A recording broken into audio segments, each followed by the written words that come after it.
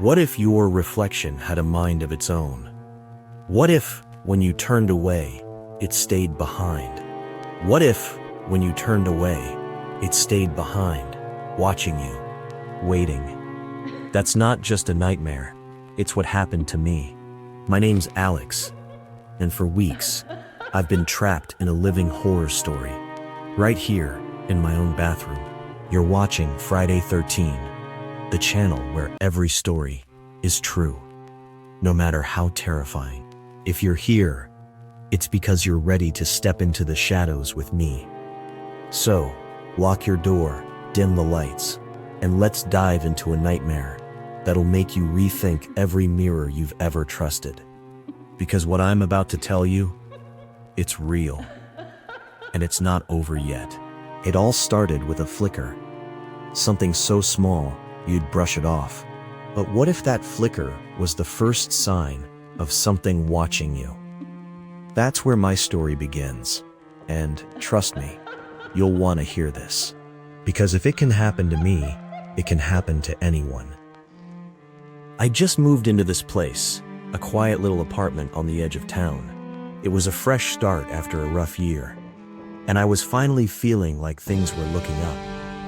Oh, the bathroom had this old mirror, though, heavy, wooden framed, probably older than the building itself. It came with the place, and I didn't think much of it. At first, everything was normal. I'd shave, brush my teeth, go about my day. But then, I started noticing it. I'd turn my head, and out of the corner of my eye, my reflection wouldn't quite keep up. Like it was lagging behind me, just for a split second. You ever get that feeling? Like your own face isn't playing by the rules? I did. And it was only the beginning.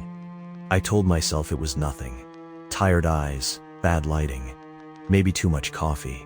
But then, one night, it happened. I was washing my face, eyes shut tight, when I heard it. A whisper, soft and close, like someone breathing right beside me. My eyes flew open, and there I was in the mirror, but I wasn't. My reflection was standing still, head tilted, staring at me. I hadn't moved yet. My hands were still dripping in the sink, but it was already watching. What would you do if your reflection moved before you did? I froze, and that's when I knew. This wasn't in my head. After that, it didn't stop. It got bolder. I'd walk past the mirror and catch it turning its head when I hadn't, or I'd look away and its eyes would stay locked on me, like it was daring me to notice. I started avoiding the bathroom altogether, but that didn't help. The whispers followed me.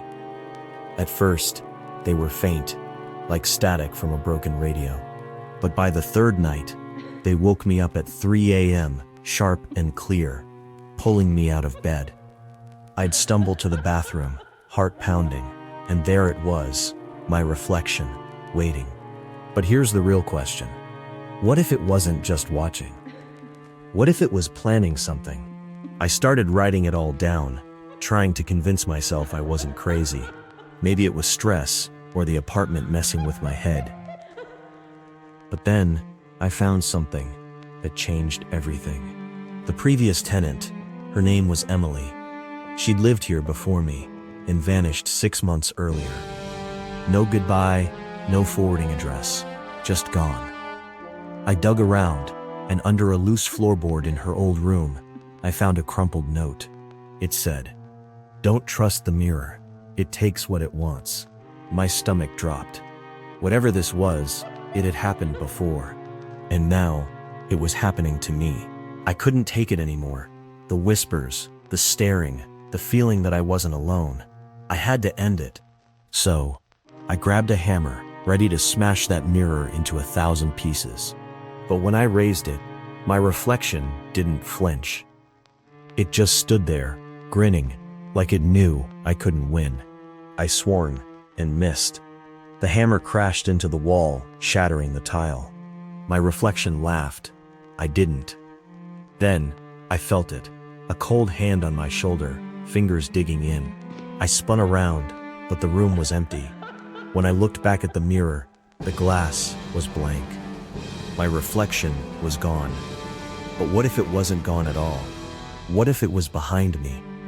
It was out. My reflection, my ghost, had stepped into the room.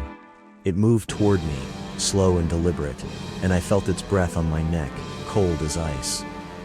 "You're not real," I whispered, voice shaking. It smiled, a wide, twisted grin, and said, "I am now." I ran, bolted out of the bathroom, through the apartment, and into the street.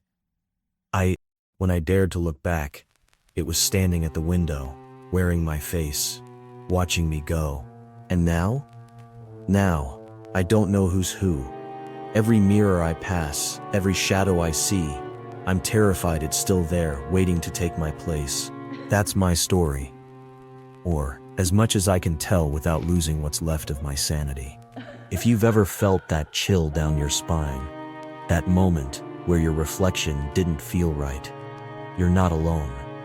And if you've seen something that defies explanation, drop it in the comments below. Maybe we can piece together what's lurking on the other side. Subscribe to Friday 13 for more true horror stories that'll keep you awake long after the screen goes dark. Because the next time you look in the mirror, who's really looking back? Key. Stay safe out there. I'll see you in the shadows.